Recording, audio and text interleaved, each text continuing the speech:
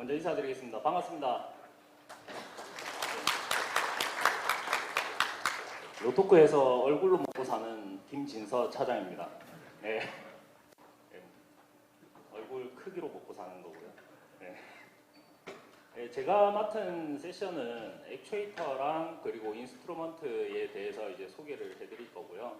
그리고 전반적으로 이제 교육차 제가 자료를 만들다 보니까 이제 액추에이터나 저희가 가지고 있는 또 액추에이터 관련된 인스트루먼트 관련된 그런 이제 내용들 위주로 소개를 해드릴 겁니다. 먼저 제일 처음으로 간략히 이제 회사 소개 먼저 시작을 할 거고요. 그 다음에 이제 일렉트릭 액추에이터, 그 다음 이제 공합이나 유압 액추에이터, 그리고 액추에이터 관련된 인스트루먼트, 마지막으로 이제 컨트롤 밸브 쪽 이제 정밀 제어 액추에이터랑요. 그리고 마지막 ESD 액추에이터를 순서로 시작하도록 하겠습니다. 예, 로토크는 1957년부터 이제 거의 한 70년 가까이 되어가는 이제 회사로 보시면 되고요. 이제 로토크 전체 매출 같은 경우는 전 세계 이제 1조 정도 이제 플러스 마이너스로 된다고 보시면 됩니다. 위에 이제 보시는 거는 이제 로토크에서는 비즈니스 섹터를 오일앤가스 그리고 워터파워 그리고 CPI 이렇게 나누고 있는데 오일앤가스 워터파워랑 CPI 같은 경우는 이제 뭐 반도체, 케미칼, 뭐 이제 인더스트리 이런 쪽으로 이제 보시면 되고요. 그리고 아래쪽에 보시는 퍼센테이지는 이제 전체 로토크 매출 비중에서 차지하는 이제 퍼센테이지를 저희가 적어 놓은 겁니다. 로토크 액추에이터는 이제 제일 처음에 시작한 거는 이제 모터 오퍼레이티드 액추에이터로 보시면 되고, 그리고 모터 오퍼레이티드 액추에이터의 모터를 저희가 이제 상용화된 모터를 구매해서 액추에이터를 제작을 하는 거니까 이제 로토크에서 개발한 모터를 가지고 이제 액추에이터에 접목을 시킨 겁니다. 이제 처음 개발했을 때 이제 팀원 중에 이제 한 명이 이제 그 기술을 가지고 이제 활용을 해서 나가서 이제 지금 사업을 별도로 이제 영위하고 있는 회사가 이제 뭐 여기도 제법 사용하실 것 같은데 다이슨 아시죠? 다이슨 모터를 창업을 이제 한 사람이 이제 로토크에서 액추에이터를 일렉트릭 액추에이터 모터를 개발할 때 같이 개발하다가 나가서 예, 다이슨을 차리게 됐습니다. 뭐 지금은 저희보다 다 잘 살고 있고요. 예. 예, 로토크 같은 경우는 전 세계에 65개의 오피스가 있고요. 그리고 24개의 이제 플랜트, 그러니까 팩토리가 있습니다. 뭐 여기는 대리점이라든지 뭐 에이전트 같은 거는 따로 표기는 안 되어 있습니다.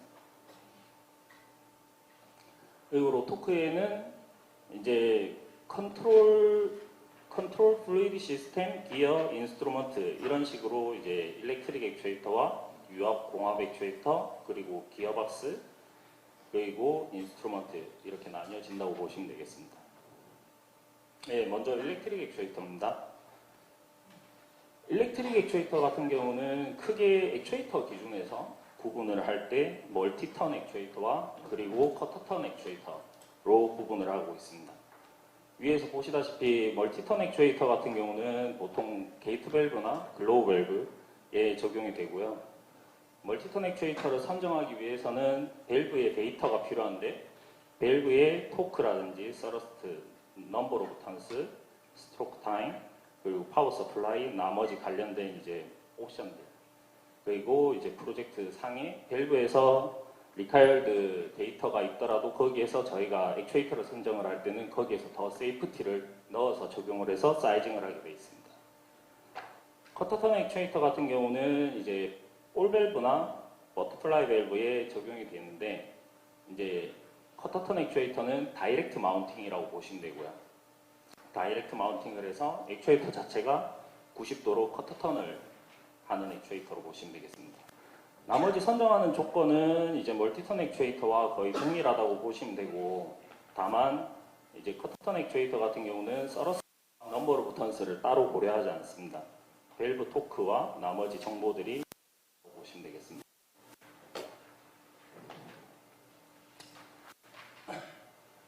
그리고 이제 액추에이터나 이제 밸브 쪽에 조금 생소하신 분들도 계시다면 이제 관련해서 이제 조금 설명을 드리자면 이제 토크와 서러스트가 있습니다. 토크는 이제 여기서 보시다시피 왼쪽에서 그림에서 보시다시피 이제 토크는 회전의 힘을 얘기를 합니다. 그러니까 게이트 밸브나 글로우 밸브도 육안상으로 보기에는 상하 운동을 하고 있지만 실질적으로는 액추에이터 입장에서는 돌면서 올라가고 돌면서 내려오기 때문에 이제 회전의 힘이 발생을 하게 됩니다. 그래서 이제 토크라는 것이 발생을 하게 되는 거고요. 보통 뉴턴미터나 킬로그램F로 보통 단위 수치를 적습니다. 그리고 서러스트 같은 경우는 이제 여기서 보시다시피 상하의 움직임입니다. 그러니까 밸브를 여기서 들어 올리고 내리고 하는 데에 필요한 이제 힘을 얘기하는 거죠. 보통 뉴턴이나 킬로그램으로 표기를 하고 있습니다.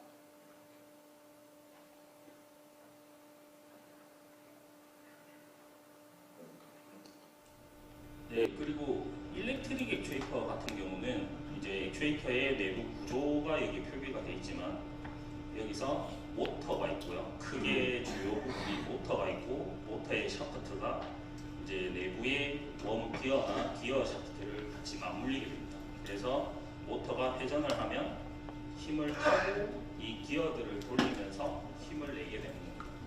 그래서 간혹 EPC 쪽에서 이제 TV나 이런 플레이테이션을 진행을 하실 때 모터 오퍼레이티드 액추에이터니까 모터에 주안점을 두고 얘기를 하시는 경우가 많으신데 모터의 정확한 일렉트릭 액추에이터의 효율이라는 것은 정확하게는 의미가 없습니다. 왜냐하면 단독적으로 있는 모터 같은 경우는 효율이 중요하고 그 퍼포먼스가 거의 100% 이어지기 때문에 중요하지만 일렉트릭 액추에이터 같은 경우는 모터는 어떻게 보면 동력원은 맞지만 여기서 보시는 것과 같이 이제 웜 휠이나 이제 샤프트를 이용해서 부가적으로 힘을 내어주는 타입이기 때문에 모터 오퍼레이티드 액추에이터로 보셔야 되지 단순한 모터로만 접근을 하시면 오류가 생길 수밖에 없습니다. 그래서 기본적인 원리는 액추에이터의 내부에 있는 3600rpm의 모터라고 기준을 가정을 하면 이제 기본적으로 3600rpm일 때 1Nm의 힘을 낸다라고 쳤을 때 내부에 기어가 들어가죠. 기어의 기어비가 이제 100대 1짜리의 기어비가 들어간다고 하면 RPM은 이제 100을 나눈 36rpm이 아웃풋 RPM이 되는 거고요. 그리고 액추에이터의 힘은 반대로 이 기어의 효율이 따로 있습니다. 그래서 메카니컬 어드밴테이지라고도 부르는데 그걸 적용을 했을 때는 1Nm가 아니라 50Nm, 그러니까 모터의 순수 힘은 1Nm를 내고 있지만 기어비를 이용을 해서 50Nm, 그래서 회전수는 감소하지만 토크가 증가하는 구조라고 보시면 되겠습니다. 서두에서 제가 설명드린 것처럼 이제 로토크의 일렉트릭 액추에이터는 처음에 이제 흔히 이제 말씀하시는 싱크로셋, 싱크로팩이라는 단어도 사용을 하게 되는데 싱크로셋은 거의 이제 뭐 모터와 컨택터만 덩그러니 있던 타입이었고 거기에서 저희가 이제 세대가 거듭되면서 액추에이터도 이제 계속 디벨롭이 돼서 최근에는 인텔리전트 액추에이터 앞에 보시는 것과 같이 IQ 제품으로 최근에 적용을 많이 하고 있습니다. 액추에이터 내부 구조입니다. 이제 보시는 것과 같이 크게는 왼쪽에 보시는 것과 같이 이제 모터 부분이 왼쪽에 있고요. 그리고 오른쪽에는 이제 컨트롤 제어부라고 보시면 되겠습니다. 이 앞쪽에는 디스플레이와 로컬 제어 푸시 버튼, 셀렉트 스위치로 보시면 되겠고요. 그리고 위쪽에나 옵션으로 사이드 쪽에 핸드휠이 달리게 됩니다. 지금 보시는 것은 스탠다드의 제품입니다. 그러니까 모든 IQ 로토크 액추에이터는 기본적으로 이 구성은 스탠다드로 들어갑니다.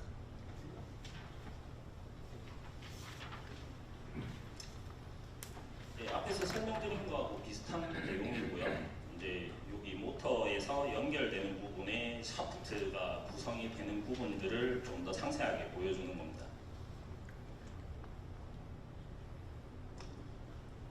그리고 IQ 제품에는 오른쪽에 보시는 것과 같이 앱솔루트 엔코더가 들어있습니다. 흔히들 알고 계시는 리미트 스위치의 역할을 한다고 보시면 되고요. 예전에는 기계식 액추에이터들이나 이렇게 사용을 했을 때는 보통 리미트 스위치를 많이 적용을 했는데 이제 IQ 제품이 나오고 그리고 인텔리전트로 점점 발전을 하면서 모토크에서 앱솔루트 엔코더라는 것을 개발을 했습니다. 그래서 이제 모토크만 앱솔루트 엔코더를 계속 사용을 하고 있다가 이제 전 세계적인 국제 특허가 이제 만료가 돼서 이제 경쟁사들이나 타사 제품들도 앱솔루트 엔코더를 유사하게 만들어서 적용을 하고 있습니다. 앱솔루트 엔코더를 사용을 하게 되면 기계식 액추에이터 같은 경우는 이제 파워가 나갔을 때 동작을 하시면 이제 파워가 나가기 전에 동작을 했던 그런 포지션이라든지 데이터라든지 이런 것들을 기억을 할 수 없습니다.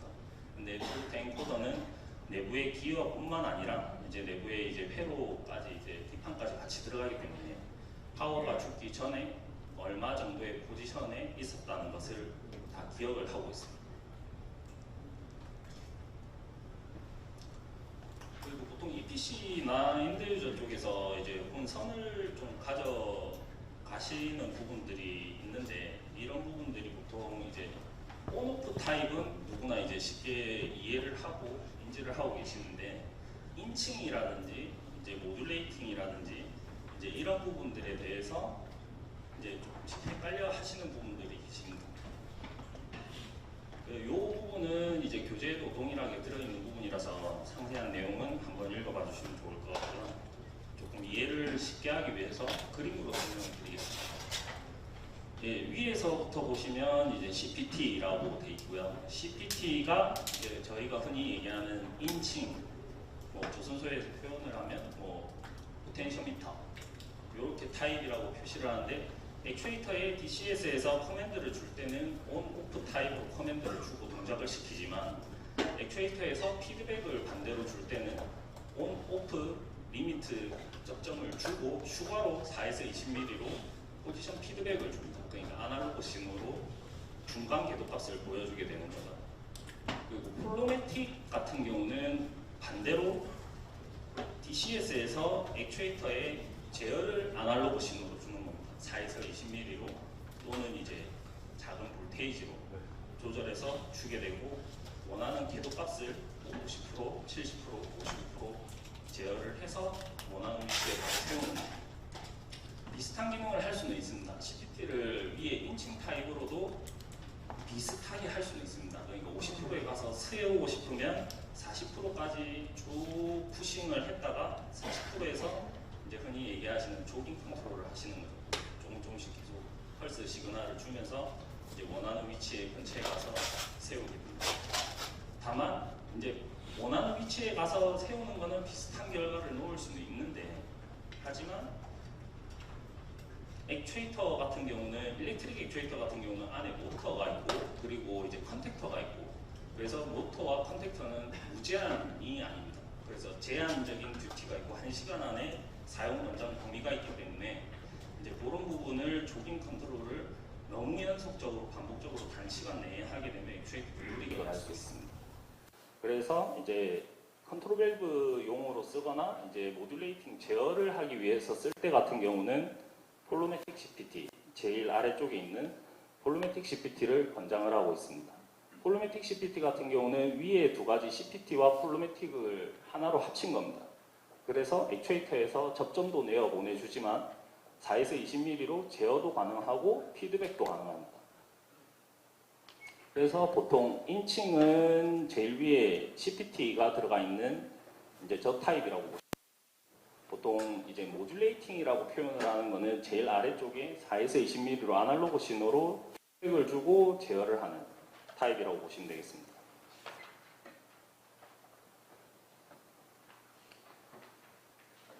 예, 해당 부분은 이제 액추에이터에 적용이 되는 이제 옵션들 그리고 엔클로저에 관련된 옵션들을 이제 특별히 표시를 좀 해놓은 건데요.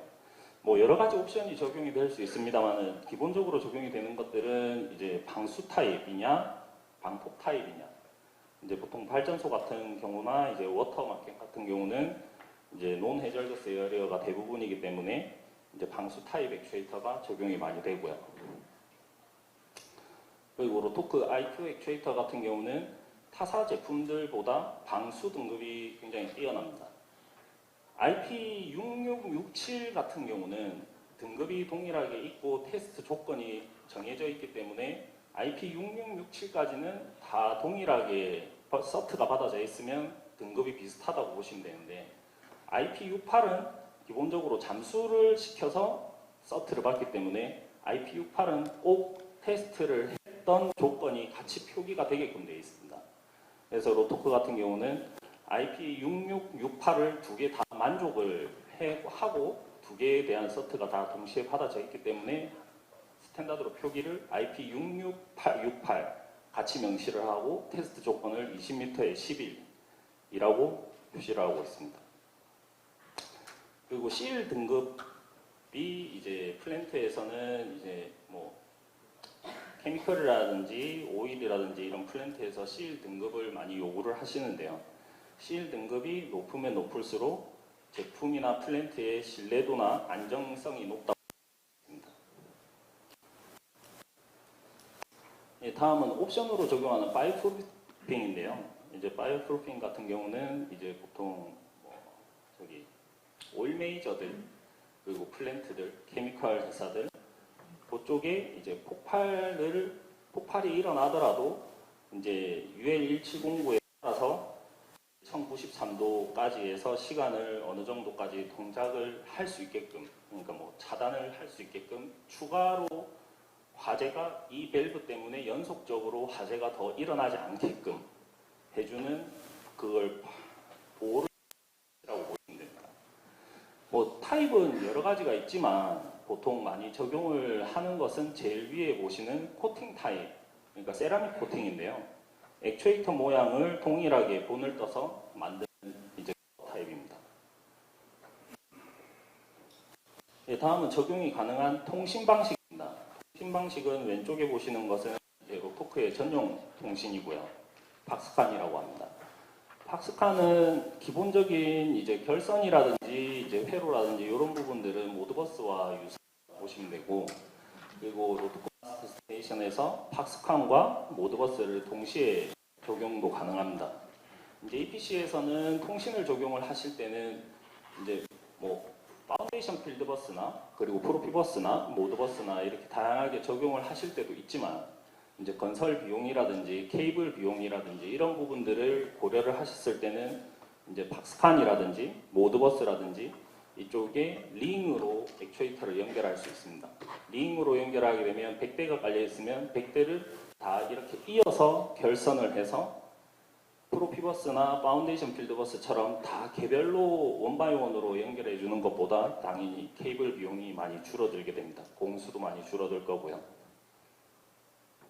그리고 모드버스와 팍스칸은 기본적으로 모드버스는 일반 액추에이터를 제어하고 피드백을 주는 기본적인 부분만 구현이 가능하고요.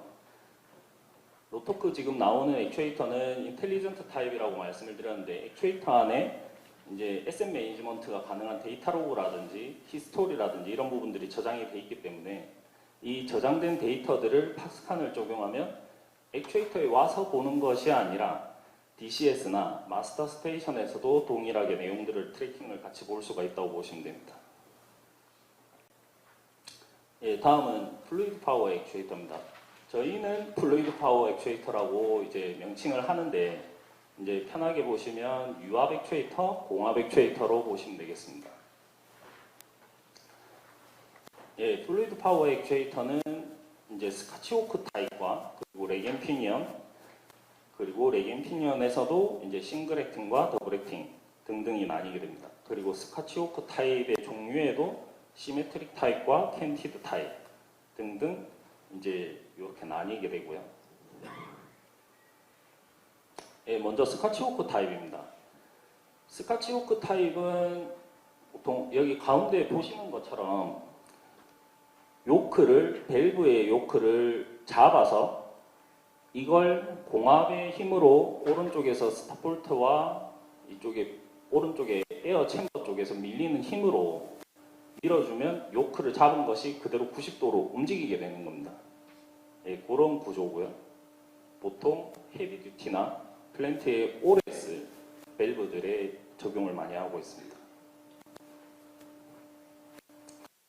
다음은 레겐피니언 타입 액추에이터입니다. 레겐피니언 타입은 앞에서 보신 스카치호크 타입은 요크를 걸어서 그대로 잡아서 돌린다고 보시면 되는데, 레겐피니언 타입은 가운데 그림 보시는 것과 같이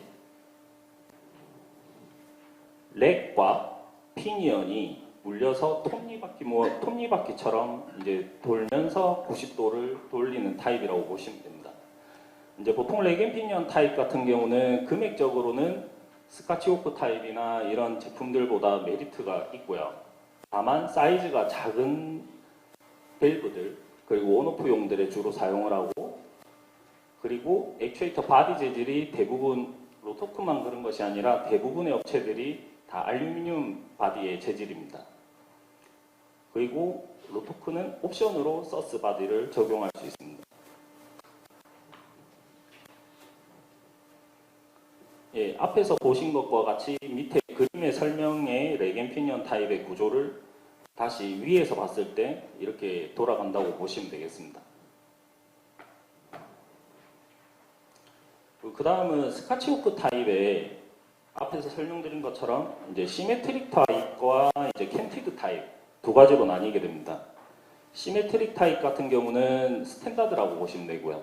스탠다드로 여기서 0도에서 90도까지 회전을 요크를 걸어서 움직이게 되는 겁니다. 그리고 캔티드 타입은 90에서 45도까지는 동일하게 움직이고요. 마지막에 시메트릭 타입은 여기서 이렇게 쭉 가서 0도를 잡게 되는데, 캔티드 타입은 요크를 잡는 구조가 살짝 이렇게 꺾이게 됩니다. 근데 밑에 밸브 쪽에서 동작을 하는 것은 동일하게 0에서 90도로 동작을 한다고 보시면 되고요. 그럼 두 개의 차이점은 무엇이 있는지를 보시면, 이제 요 왼쪽에 보시는 것이 시메트릭 타입 스카치호크고요. 오른쪽이 캔티드 타입 스카치호크입니다. 왼쪽 같은 경우는 이제 동일하게 U자형으로 이제 커브가 액추에이터 토크 커브가 나오고요. 아래쪽이 밸브 리카이어드 토르크입니다. 저희가 흔히 이제 부르는 식스 토크라고 하죠. 이제 오픈에서 클로즈에서 오픈까지 이 구간을 6개로 나누는 것을 식스 토크라고 하는데요. 식스 토크가 밸브 제조사마다 다르고, 그리고 밸브 회사에서도 그 컨디션들이나 디자인마다 특성이 다릅니다. 그래서 보통 일반적으로는 밸브의 특성들이 0에서 90도까지 동작을 할 때 0과 90 쪽이 제일 토크가 전체적으로 높고 가운데 러닝 쪽이 낮다고 보시면 되는데, 근데 간혹 특수한 밸브들이나 좀 디자인이 특이한 밸브들 같은 경우는 토크가 한쪽이 많이 걸리고 반대쪽이 굉장히 낮게 걸립니다. 그러면 액추에이터를 저희가 선정을 할 때 이러한 밸브의 특성을, 리카이어드 토크를 가진 특성이 이렇게 있을 때는 시메트릭으로 적용을 했을 때는 밸브 토크가 이렇게 나오겠죠. 이렇게 나오면 액추에이터가 이쪽 구간에서는 불필요하게 안전율이 많이 들어가는 겁니다. 그러니까 오버사이징이 될 수도 있는 거죠. 그렇게 되면서 오버사이징 뿐만 아니라 오버사이징이 된다고 하면 그만큼 이제 비용도 사이즈가 커지니까 더 늘어나는 거고요. 그런 부분들을 이제 최적화를 할 수 있게끔 두 가지의 타입을 저희가 가져가는 겁니다. 레겐피니언 같은 경우는 토크가 일정하게 나온다고 보시면 됩니다. 이제 앞에서 스카치호크는 잡아서 당기기 때문에 이제 토크가 이렇게 U자형으로 나오지만, 레겐피니언은 기어 타입으로 맞물려서 돌기 때문에 일정하게 이런 형태를 그린다고 보시면 되고요. 위에는 스프링 리턴이라서 스프링의 힘 때문에 이런 사선의 곡선이 나오게 되는 겁니다. 예, 요것도 교재에 이제 동일하게 있는 내용인데, 이제 뭐 EPC에서 많이들 보실 내용들인데, 여기 액추에이터를 저희가 선정을 할 때 이 정도 내용이 있으면 웬만한 액추에이터를 선정하고 견적을 하는 데 있어서 문제는 없습니다. 여기에서 이제 이런 부분들 중에 저희가 없는 부분이나 부족한 부분들이나 이런 부분들은 저희가 클래리피케이션을 요청을 하거나 이제 질의를 드리거나 이제 그렇게 진행을 하고 있습니다. 그리고 MOV와 POV에 대해서 이제 간혹 정해지지 않았을 때, 그러니까 PNID가 정해지지 않았을 때 MOV를 써야 하나 POV를 써야 하나 고민을 하시는 분들도 이제 제법 많으신 걸로 알고 있습니다. 그래서 요거는 그 고민에 조금이라도 도움이 되시고자 저희가 이렇게 정리를 해 놓은 거고요. 요거는 부득이하게 제가 교재를 만들 때는 제가 이 페이지를 못 만들어서 그 교재에는 없는 부분인데 이제 제가 요거 설명을 드리고 나중에 뭐 필요하신 분 계시면 제가 따로 보내드리도록 하겠습니다. 그리고 MOV의 장점 먼저 설명을 드리면 이제 뭐 공합 액추에이터나 유압 액추에이터보다 설계적으로 고려해야 될 사항이 덜 합니다. 웬만한 기능들이 다 액추에이터에 내장이 많이 돼 있다고 보시면 되고, 그리고 밸브의 압력이 또는 밸브의 사이즈가 커지면 커질수록 공합 액추에이터 같은 경우는 이제 사이즈가 그만큼 비례해서 커지고 비용도 그만큼 비례해서 커집니다. 하지만 MOV 액추에이터 같은 경우는 액추에이터가 사이즈가 일정 이상이 넘어가게 되면 기어박스를 같이 사용을 하기 때문에 그렇게 같이 사이징을 해서 고려를 하면 전체적인 무게나 크기가 공합 액추에이터를 대형 사이즈에 적용한 것보다 더 적다고 보시면 됩니다. 그리고 일렉트릭 액추에이터 같은 경우는 이제 인텔리전트 타입이지만 인텔리전트 타입에 이제 아까 설명을 드린 것처럼 데이터 로그라든지 SM 매니지먼트가 가능한 히스토리 트래킹이 가능한 그런 부분들을 이제 적용이 가능합니다. 근데 이런 부분들을 간혹 이제 EPC에서 이제 제가 설명을 드리면 SM 매니지먼트나 데이터 로그 이런 거는 굳이 필요 없어요라고 얘기를 많이들 하시는데 이제 그런 부분들이 이제 플랜트를 건설을 하시고 나서도 워런티라는 것들이 있으시기 때문에 그 워런티가 뭐 2년, 3년이라고 하시면 2, 3년 동안에 엔드 유저가 그러니까 오퍼레이터가 이 운영을 하면서 레커멘데이션을 한 오퍼레이팅 방식이 있으실 거예요. 건설사에서. 근데 그거를 위반해서 이제 더 욕심을 내서 운영을 하시거나 아니면 충격을 줘서 이제 오퍼레이터가 충격을 줘서 워런티 기간 아닌데 이제 얘가 약해서 부러졌다. 뭐 이런 것들을 클레임을 받으셨을 때 일반 기계식 액추에이터나 기존의 액추에이터들은 베리파이를 하기가 굉장히 힘듭니다. 엔드 유저 사이트에 뭐 CCTV를 돌려보자고 할 수도 없는 노릇이고 그렇기 때문에 일렉트릭 액추에이터에 이런 SM 매니지먼트나 데이터 로그가 들어있으면 그런 부분들을 역으로 액추에이터 데이터를 로그를 뽑으면 진동이라든지 충격이라든지 온도라든지 그리고 동작 횟수라든지 이런 것들이 다 레포트로 추출이 가능합니다. 그래서 그런 부분이 플랜트 건설을 하시고 나서라도 워런티 기간 안에서 그런 이슈들이 생겼을 때 베리파이를 하시기에 굉장히 용이하실 것 같습니다. 그리고 단점으로는 이제 액추에이터는 일렉트릭 액추에이터는 기본적으로는 페일 액션이 불가능합니다. 보통 페일 라스트로 보시면 되고 다만 커터턴 밸브의 작은 사이즈들 2000Nm 정도 사이즈는 저희가 배터리 팩을 추가를 해서 페일 포지션을 설정을 해줄 수가 있습니다. 그리고 일렉트릭 액추에이터는 이제 AC 모터가 들어가는 타입 같은 경우는 오퍼레이팅 타임이 모터의 RPM이 정해져서 시작이 되기 때문에 이제 그 부분에서는 속도 조절이 별도로 나중에 수정이 불가하다라는 점을 보시면 될 것 같고요. 그리고 듀티 사이클에 제한이 있습니다. 모터라든지 컨택터라든지 이런 부분들이 1시간 안에 항상 무제한 전격으로 동작을 하실 수 있는 게 아니라 뭐 1시간에 15분, 1시간에 60 스타트 퍼 아워 뭐 그런 식으로 이제 동작에 제한이 있습니다. 그리고 뉴매틱 같은 경우는 소형 사이즈에는 이제 소형 액추에이터가 굉장히 작은 사이즈부터 굉장히 대형까지 다양한 사이즈가 나오기 때문에 적용을 할 수 있는 레인지가 넓고요. 그리고 페일 액션, 페일 클로즈나 페일 오픈이나 스프링 리턴으로 동작이 가능합니다. 이제 더 대형이 되게 되면 이제 어큐뮬레이터 스탠드처럼 이제 추가적으로 더 힘을 내줄 수 있는 2스트로크, 3스트로크를 구현을 할 수가 있고요. 그리고 POV의 단점 같은 경우는 앞에서 설명을 드린 것처럼 MOV의 장점에 반대가 된다고 보시면 됩니다.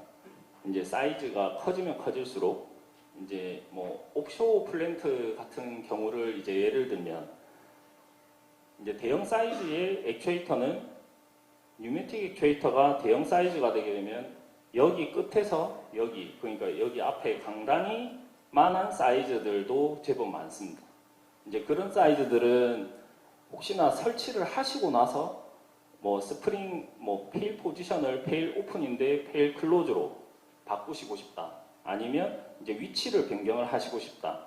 할 때 일렉트릭 액추에이터는 그런 부분에서 다시 수정을 하는데 소요가 덜 되고 그런 리스크가 적지만 이만한 대형 사이즈들은 이제 사단이 납니다. 예. 다시 크레인을 다 불러서 이제 공장 한 동을 비워가지고 그 안에 들어가서 이제 대작업을 해야 되고요.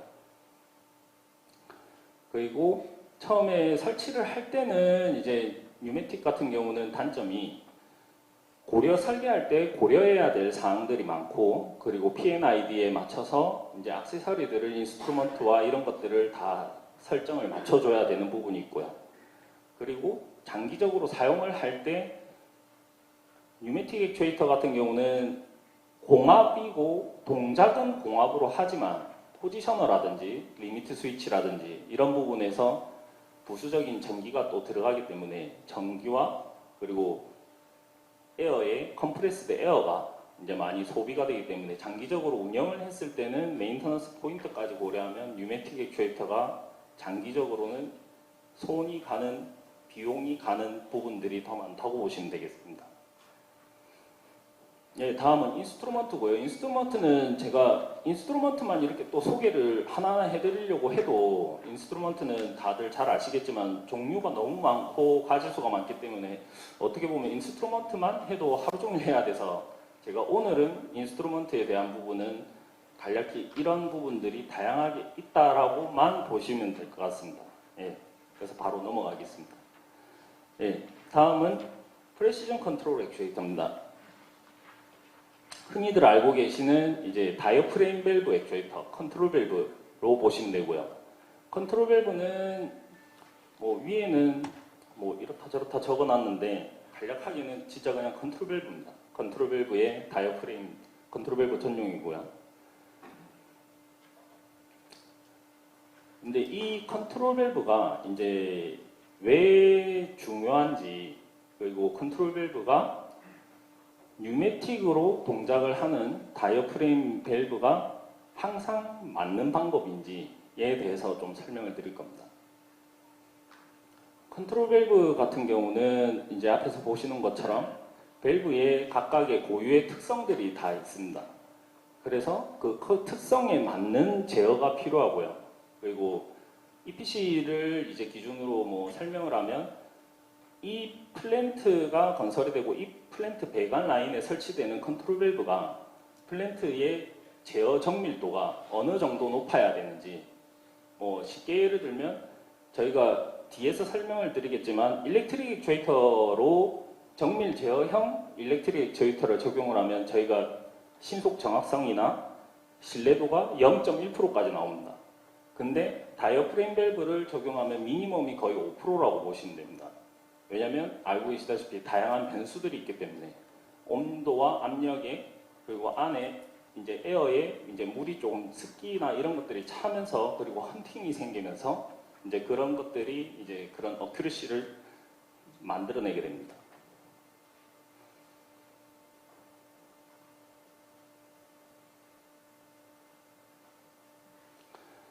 네, 앞에서 말씀드린 것처럼 이제 뭐 이런 다양한 원인들에 의해서 기존의 다이어프레임 밸브 같은 경우는 어큐러시가 컨트롤 밸브기는 하지만 정확한 정밀도는 많이 떨어집니다. 그래서 이제 뭐 이런 데미지라든지 오버슈팅이라든지 헌팅이라든지 뭐 이런 것들이 이제 발생을 하게 되고, 그리고 계속 사용을 하다 보면 메인터넌스 포인트들이 굉장히 많습니다. 그런 것들을 보상을 해주는 것이 컨트롤 밸브 전용 일렉트릭 액추에이터라고 보시면 되겠습니다.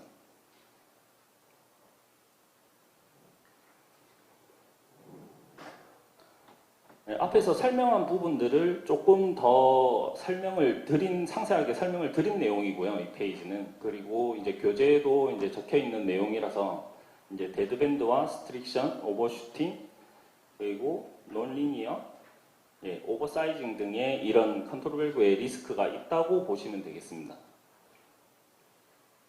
그리고 컨트롤 밸브용 일렉트릭 액추에이터를 저희가 크게는 두 가지 종류를 가지고 있는데요.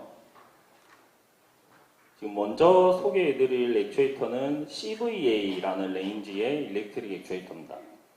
보통 이제 초정밀 액추에이터, 그리고 앞에서 설명드린 MOV의 단점 중에 하나가 모터의 듀티랑 그리고 컨택터의 듀티 등등의 제한이 있다고 말씀을 드렸는데, 그거는 컨트롤 밸브 전용 액추에이터를 제외하고 얘기를 드린 겁니다.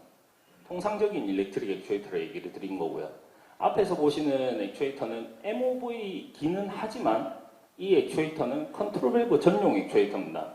컨트롤 밸브 전용 액추에이터라서 S9 듀티를 가지고 있어요. S9 듀티는 컨티뉴스 듀티라고 보시면 됩니다. 그래서 다이어프레임 밸브가 아무리 연속으로 계속 동작을 한다고 하더라도 그 듀티 캐파를 일렉트릭 액추에이터가 커버를 다 할 수 있는 액추에이터입니다. 그리고 서두에서 설명드린 것처럼 이제 어큐러시 정확도가 이제 0.1%까지 구현이 가능하다고 보시면 되겠습니다. 그리고 페일 포지션도 슈퍼 캐파시터라고 저희가 부르는데, 쉽게 설명드리면 배터리 팩이 들어간다고 보시면 됩니다.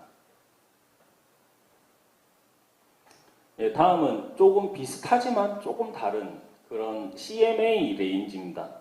CMA 레인지 같은 경우는 CVA 앞에서 설명드린 액추에이터는 앞에 저희 인텔리전트 액추에이터와 동일하게 안에 데이터 로그라든지 히스토리라든지 이런 것들이 다 들어가게 돼 있고요. 다만 그 액추에이터는 로컬에서 푸시 버튼이라든지 셀렉트 스위치 같은 액추에이터는 옵션이 안 들어가 있습니다. 근데 뭐 CMA 같은 경우는 보통 저희가 주로 적용을 하는 것이 뭐 발전소, 그리고 이제 워터마켓, 그리고 베슬 쪽에 이제 저희가 적용을 많이 하고 있습니다. 왜냐면 이제 발전소 같은 경우는, 특히나 국내 같은 경우는 이제 뭐 중부 발전이나 이런 곳에 가면 뭐 리모컨도 들고 오지 마라 그러고, 휴대폰도 들고 오지 마라 그러고, 세팅 툴도 못 들고 오고, 노트북도 못 들고 오고, 그러다 보니까 CVA 앞에 모델은 오히려 적용을 하기가 더, 발전소나 이제 특히 5대 발전 같은 경우는 더 어렵습니다. 그래서 저희가 그쪽에는 CMA 레인지를 적용을 하고 있고요. 스탠다드는 앞에 동일하게 CVA처럼 로컬에서 제어하거나 볼 수 있는 것은 없지만, 이제 앞 옵션을 넣으면 앞에 보시는 것과 같이 디스플레이라든지 이제 셀렉트 스위치 등이 접목이 되어 있습니다. 그래서 전반적으로 움직이는 것이 상대적으로 비교하면 약간 기계식 쪽이 조금 더 메카니컬한 비주얼에 조금 더 가깝다고 보시면 되고, 앞에 거는 인텔리전트 타입에 좀 더 가깝다고 보시면 되겠습니다. 요거는 CVA 레인지에 대한 이제 동영상인데요. 이 동영상은 액추에이터에 그려져 있는 CVA라는 로고를 CVA 액추에이터 두 개로 그림을 그리는 겁니다. 그래서 이만큼 정밀도가 뛰어나다라고 이제 말씀을 드리는 거고, X, Y축 각각 한 개씩 CVA 액추에이터가 하나씩 잡아서 프로그램 로직에 따라서 CVA 로고를 그리는 겁니다.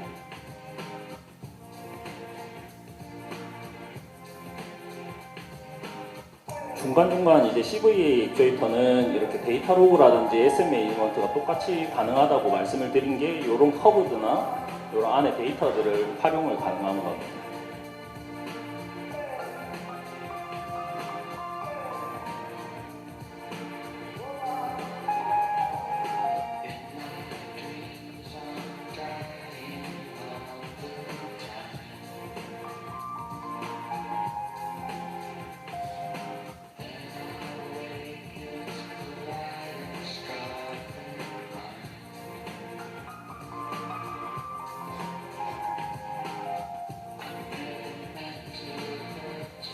그리고 참고로 말씀드리면, 이제 CVA 액추에이터는 이제 뭐 이건 그냥 여담으로 말씀을 드리는 건데, 이제 컨트롤 밸브 전용 액추에이터라고 제가 설명을 드렸는데요. 호주 같은 경우는 공기 배출에 대한 세금이 있습니다. 그래서 다이어프레임 밸브 같은 경우는 동작을 하면서 계속 배출되는, 벤트를 시키는 에어가 계속 발생을 하기 때문에 다이어프레임 밸브를 호주에 설치를 하면 세금이 계속 부과가 되는 거죠. 그래서 그래서 호주에는 컨트롤 밸브가 필요한 곳에 어느 정도 중요한 라인들은 다 이 액추에이터가 적용이 많이 돼 있다고 보시면 되고, 그리고 여러분들이 많이 드시는 분들도 많으실 것 같은데 코카콜라 공장에도 이 액추에이터가 전부 설치가 되어 있습니다. 그리고 다음은 인핸스드 ESD 액추에이터입니다. 예, ESD 액추에이터를 마지막으로 제가 이제 세션을 마무리를 할 거고요. 그리고 ESD 액추에이터는 이제 보통 하이드롤릭 액추에이터, 뉴매틱 액추에이터를 이제 스프링 리턴이나 이런 방식으로 적용을 많이 하고 계시고 있고요. 그리고 높은 압력으로 대구경을 공간이 부족한 데서 쓰실 때는 하이드롤릭 액추에이터를 간혹 사용을 하시는데, 하이드롤릭 액추에이터를 사용을 하시게 되면 하이드롤릭 액추에이터를 대구경으로 설치를 하시고, 그리고 솔레노이드 밸브 캐비넷을 따로 또 두시고, 그 다음에 하이드로 파워 유닛, HPU가 또 별도로 설치가 돼야 됩니다. 그래서 액추에이터를 한 세트만 설치를 하시더라도 별도의 부수적인 공간들이 제법 많이 필요하게 되는 거죠. 근데 일렉트로 하이드롤릭 액추에이터를 설치를 하시면 그 캐비넷과 HPU 사이에 하이드롤릭 튜빙들도 다 사라지고, 그리고 하나의 컨바인드 타입이라고 보시면 됩니다. 이 일렉트로 하이드롤릭 액추에이터의 일렉트로 하이드롤릭 액추에이터의 상부에 있는 것이 이제 제어부와 컨트롤 판넬의 역할을 한다고 보시면 되고요. 아래쪽에는 하이드롤릭 액추에이터로 설치가 되어 있습니다. 근데 간혹 이제 일렉트로 하이드롤릭 액추에이터는 일렉트릭 MOV처럼 일렉트릭 파워만 받으면 되거든요. 컨트롤이랑 피드백만. 근데 여기서 고온이나 진동이 심한 곳에 설치가 되는 경우가 많습니다. 그러면 이 위에 영향을 더 많이 받고 데미지를 받을 수 있는 제어부 파트들을 약 한 30m 정도 리모트 마운팅으로 설치를 해서 고온이라든지 그리고 진동이라든지 이런 거에 따라서 일렉트릭 제어부가 데미지를 받을 수 있는 것들을 이제 프리벤트 시켜줄 수 있습니다. 그래서 하이드롤릭 액추에이터로 설치를 하시는 것보다는 일렉트로 하이드롤릭 액추에이터를 적용하시는 것이 EPC 입장에서는 공간이나 이제 비용이나 이런 부분들이 많이 세이빙이 된다고 보시면 될 것 같습니다. 예, ESD 액추에이터로 이제 적용을 하고 있는 이제 저희 스킬매틱이라고 부르는데요. 이제 SI 레인지 액추에이터는 혼자서 단독으로 CL2, CL3까지 커버가 가능합니다. 이제 두 가지의 이제 저희가 어플리케이션이 하나가 접목이 된 부분이기 때문에 이제 그래서 혼자서도 CL3가 가능한 액추에이터라고 보시면 됩니다. 앞에서 뉴매틱이라든지 일렉트릭 액추에이터 같은 경우는 두 개를 다른 방식으로 써서 CL3를 가져가거나 아니면 회로를 공합 회로를 듀얼로 만들어서 이제 회로를 CL3로 만드시거나 그렇게 해야 되는데, SI 레인지 이 일렉트로 하이드롤릭 액추에이터는 이 액추에이터 혼자서 단독적으로 CL3가 가능합니다.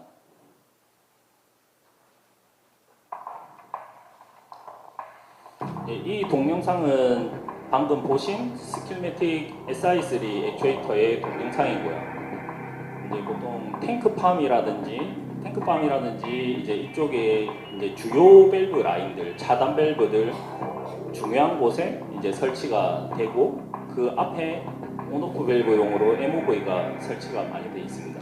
국내 같은 경우는 뉴매틱 액추에이터를 덜어 적용이 되어 있는 곳들도 많은데, 해외 쪽에 이제 유럽이라든지 미국 쪽이라든지 이쪽은 저희 일렉트로 하이드롤릭 액추에이터나 이제 이런 MOV가 많이 설치가 되어 있습니다. 탱크팜 같은 경우에도 이제 탱크에도 하이 레벨 알람이 있고 하이 레벨의 알람이 있고 이제 각각 나뉘는데, 그 알람의 레벨 정도에 따라서 로직으로 연결해서 SI 액추에이터가 바로 차단을 할 수 있고, 거기에 따라서 파셜 스트로크 테스트도 가능합니다.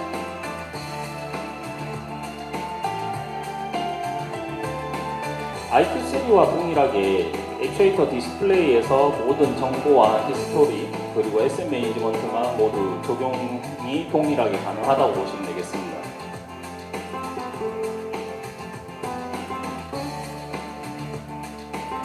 액추에이터를 제어를 하거나 동작을 할 때도, 그리고 데이터를 뽑을 때도 로토크 세팅 툴로 간단하게 연결을 하고 제어가 가능합니다. 그리고 이 세팅 툴에서 데이터 로그를 다운받아서 PC에서도 이제 관련된 데이터나 히스토리들을 동일하게 다 확인이 가능하시고요.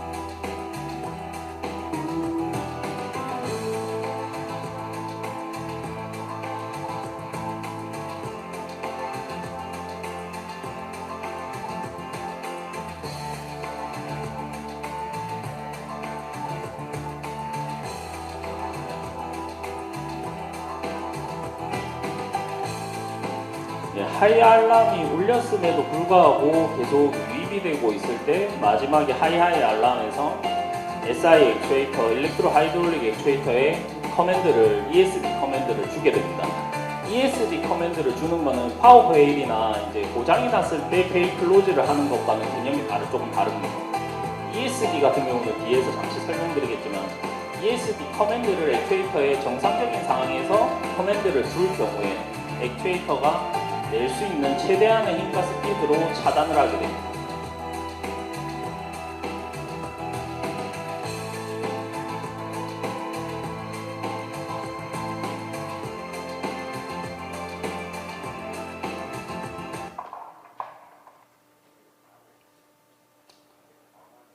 그리고 시간 관계상 이제 조금 빠르게 넘어가겠습니다. 일렉트로 하이드롤릭 액추에이터는 앞에서 설명드린 것처럼 이제 앞에 제어부와 크게는 밑에 하이드롤릭 액추에이터가 있고요. 그리고 요 액추에이터는 저희가 이제 러시아의 아틱 에어리어의 이제 베슬의 LNG 캐리어에 공급을 했던 ESD 액추에이터인데, 요거는 지금 푸틴이 잘 안 도와주고 있어가지고 다 홀딩을 시켜놓은 상태입니다. 그리고 이제 SI 액추에이터와 이제 MOV 앞에서 동영상에서 보신 것처럼 구성은 이렇게 가능하시고요. 그리고 파셜 스트로크 테스트와 ESD 커맨드를 각각 다 구현이 가능합니다. 파셜 스트로크 테스트는 이제 공합 액추에이터를 많이 접목을 하시거나 하시면 특히 뭐 포지셔너나 이런 쪽에서 많이 들어보셨을 것 같은데, 액추에이터를 공장의 플랜트의 메인 라인 같은 경우는 상시 오픈입니다.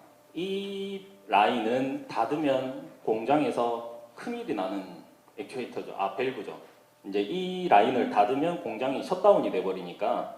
근데 굉장히 중요한 라인의 밸브인데 액추에이터가 밸브가 제대로 지금 동작을 하고 있는지를 닫거나 열어볼 수가 없는 라인입니다.